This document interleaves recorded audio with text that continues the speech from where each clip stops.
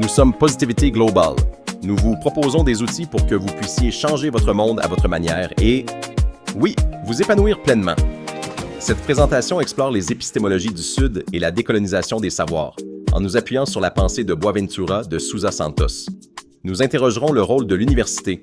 Comment passer d'une grille rigide et abyssale à un rhizome vivant, où les connaissances se croisent, se soutiennent et se transforment mutuellement. Nous sommes dans un interrègne où coexistent deux types de générations. Les générations d'après voient l'histoire comme achevée et se réfugient dans de la tradition.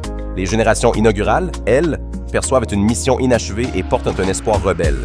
L'université doit miser sur ces générations inaugurales pour repenser notre société. L'architecture de la domination moderne articule colonialisme, capitalisme et patriarcat, soutenus par la science, le droit et l'État moderne. Ces piliers fonctionnent ensemble comme un mécanisme cohérent alors que les résistances restent dispersées. Comprendre cette mécanique est essentiel pour construire des alliances de lutte réellement efficaces. La ligne abyssale sépare une zone métropolitaine, où les êtres sont jugés pleinement humains, d'une zone coloniale, peuplée de soi-disant sous-humains. Au-dessus, on parle de liberté et de droits humains. En dessous, d'appropriation et de violence.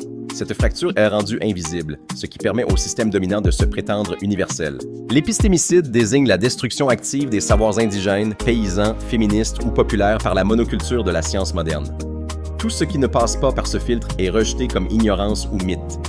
Décoloniser les savoirs, c'est refuser ce filtre unique et reconnaître la légitimité d'une pluralité de rationalités. Face à la lutte, trois paradigmes épistémologiques se distinguent. Le paradigme hégélien écrit l'histoire après coup au profit des vainqueurs. Le paradigme marxiste anticipe la lutte depuis une avant-garde théorique. Les épistémologies du Sud, elles, produisent le savoir pendant la lutte, avec les opprimés, et le valident dans la pratique sociale. Les épistémologies du Sud opèrent une rupture. Le Sud n'est pas un lieu géographique, mais une position épistémique liée aux souffrances produites par capitalisme, colonialisme et patriarcat. Elle valorise les savoirs ancestraux, refuse la séparation entre humain et nature et affirme qu'une pluralité radicale de connaissances comme geste politique. Deux nouvelles lentilles méthodologiques sont proposées. La sociologie des absences révèle ce que le système dominant a rendu invisible ou illégitime. La sociologie des émergences repère et renforce les alternatives sociales naissantes avant qu'elles ne soient détruites. Ensemble, elles transforment notre manière d'observer et d'accompagner le changement social. Le pivot consiste à passer d'une monoculture du savoir à une véritable écologie des savoirs. Au lieu d'une science unique, linéaire et capitaliste, il s'agit de reconnaître des temporalités multiples, des échelles locales et pluralistes et des formes de production coopérative, paysanne, populaire et féministe, fondées sur l'enrichissement mutuel. L'histoire de la résistance universitaire se déploie en trois vagues. La première, en 1918, affirme la responsabilité sociale de l'université. La deuxième, dans les années 1960, revendique inclusion et identité sans transformer les curricula.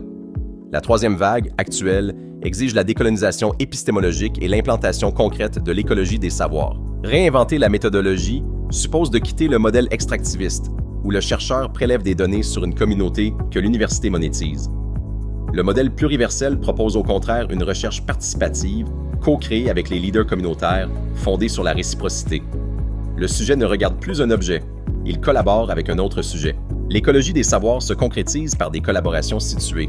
Dans la lutte agricole, scientifiques et paysans unissent leurs connaissances contre l'agriculture industrielle. En santé, la virologie moderne dialogue avec les médecines traditionnelles pour renforcer l'immunité communautaire. Il ne s'agit pas de rejeter la science moderne, mais de la traduire et la compléter. Aujourd'hui, l'université fait face à une recolonisation. La marchandisation transforme le savoir en produit tarifé.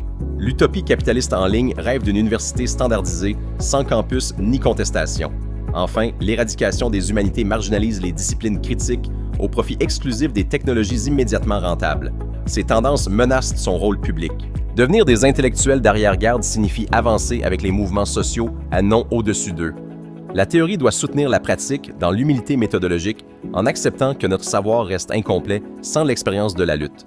Il est possible d'être objectif sans être neutre. Telle est la tâche politique de l'université aujourd'hui. Rendez-vous sur positivityglobal.org pour en savoir plus sur nos services de coaching, nos certifications et nos outils de diagnostic. Positivity Global Coaching, yeah. Positive coaching, we move.